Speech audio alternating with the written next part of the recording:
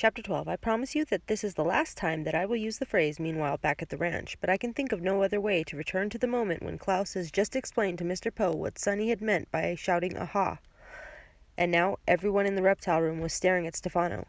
Sonny looked triumphant, Klaus looked defiant, Mr. Poe looked furious, and Dr. Lacafont looked worried. You couldn't tell how the incredibly deadly viper looked, because the facial expressions of a snake are difficult to read. Stefano looked back at all these people silently, his face fluttering as if he tried to decide whether to come clean, a phrase which here means admit that he is really Count Olaf and up to no good, or perpetuate his deception, a phrase which here means lie, lie, lie. Stefano, explain yourself. You've just told us that you were an expert on snakes. Previously, however, you told us you knew nothing about snakes, and therefore you couldn't have been involved in Dr. Montgomery's death. Now, what is going on? When I told you I knew nothing about snakes, said Stefano, I was being modest. Now, if you will excuse me, I have to go outside for a moment, and you weren't being modest, Klaus cried. You were lying, and you're lying now. You're nothing but a liar and a murderer. Stefano's eyes grew wide, and his face clouded in anger. You have no evidence of that, he said. Yes, we do, said a voice in the doorway, and everyone turned around to find Violet standing there, with a smile on her face and evidence in her arms. Triumphantly, she walked across the reptile room to the far end where the books Klaus had been reading about the Mamba du Mal were still stacked in a pile. The others followed her, walking down the aisle of reptiles. Silently, she arranged the objects in a line on the top of a table. The glass vial with the sealed rubber cap, the syringe with the sharp needle, the bunch of folded papers, a card laminated in plastic, the powder puff, and the small hand mirror. What is all this? Mr. Poe said, gesturing to the arrangement. This, Violet said, is evidence, which I found in Stefano's suitcase. My suitcase, Stefano said, is private property. You are not allowed to touch it. It is very rude of you, and besides, it was locked. It was an emergency, Violet said calmly, so I picked the lock. How did you do that? Mr. Poe asked. Nice girls shouldn't know how to do such things. My sister is a nice girl, Klaus said, and she knows how to do all sorts of things. Perfect, Sonny agreed. Well, we'll discuss that later, Mr. Poe said. In the meantime, please continue. When Uncle Monty died, Violet began, my siblings and I were very sad, but we were also very suspicious. We weren't suspicious, Klaus exclaimed. If someone is suspicious, it means they're not sure. We were positive that Stefano killed him. Nonsense, Dr. Lacafont said. As I explained to all of you guys, Montgomery's death was an accident. The Mamba du Mal escaped from his cage and bit him, and that's all there is to it. I beg your pardon, Violet said. But that is not all there is to it. Klaus read up on the Mamba du Mal and found out how it kills its victims. Klaus walked over to the stack of books and opened the one on top. He had marked his place with a small piece of paper, so he found what he was looking for right away.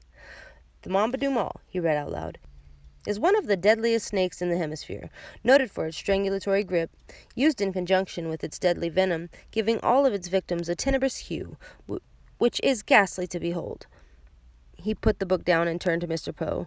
Strangulatory means... We know what the word means, Stefano shouted. Then you must know, Klaus said, that the Mamba du Mal did not kill Uncle Monty. His body didn't have a tenebrous hue. It was pale as could be. That's true, Mr. Poe said, but it doesn't necessarily indicate that Dr. Montgomery was murdered. Yes, Dr. Lacafont said. Perhaps just this once, the snake didn't feel like bruising his victim. It is more likely, Violet said, that Uncle Monty was killed with these items. She held up the glass vial and the sealed rubber cap. The vial is labeled Venom du Mal, and it's obviously from Uncle Monty's cabinet of venom samples. She then held up the syringe with the sharp needle. Stefano, Olaf, took this syringe and injected the venom into Uncle Monty. Then he poked an extra hole so it looked like a snake had bitten him. But I love Dr. Montgomery, Stefano said. I would have had nothing to gain from his death. Sometimes, when someone tells a ridiculous lie, it is best to ignore it entirely.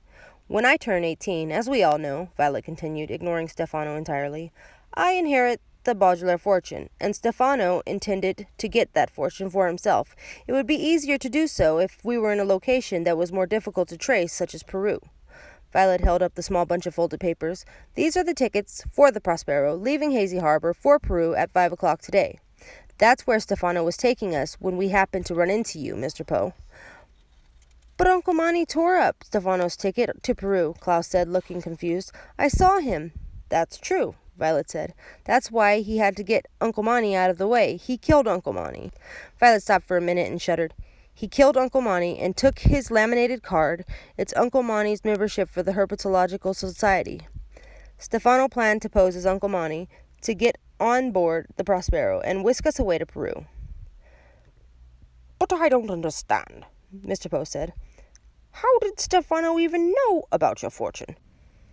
"Because he's really Count Olaf," Violet said, exasperated, as she had to explain what she and her siblings and you and I knew the moment Stefano arrived at the house. "He may have shaved his head and trimmed off his eyebrows, but the only way he could get rid of the tattoo on his left ankle was with this powder puff and a hand mirror. There's makeup all over his left ankle to hide the eye. I'll bet if we rub it with a cloth, we can see the tattoo." "That's absurd," Stefano cried. "We'll see about that," Mr. Poe replied. "Now who has a cloth?" "Not me," Klaus said. "Not me," Violet said. "Go away," Sunny said. "Well, if nobody has a cloth, we might as well forget the whole thing," Dr. Lagafont said. But Mr. Poe held up a finger to tell him to wait. To the relief of the Baudular orphans, he reached into his pocket and withdrew his handkerchief. "Your left ankle, please," he said sternly to Stefano. "But you've been coughing into that thing all day," Stefano said. "It has germs." "If you are really who the children say you are," Mr. Poe said, "then germs are the least of your problems. Your left ankle, please." Stefano, and this is the last time, thank goodness we'll have to call him by his phony name, gave a little growl and pulled his left pant leg up to reveal his ankle. Mr. Poe knelt down and rubbed it for a few moments. At first nothing appeared to happen, but then, like the sun shining through the clouds at the end of a terrible rainstorm, the faint outline of an eye began to appear. Clearer and clearer it grew, until it was as dark as it had been when the orphans first saw it, back when they lived with Count Olaf. Violet, Klaus, and Sunny all stared at the eye, and the eye stared back. For the first time in their lives, the Baudular orphans were happy to see it.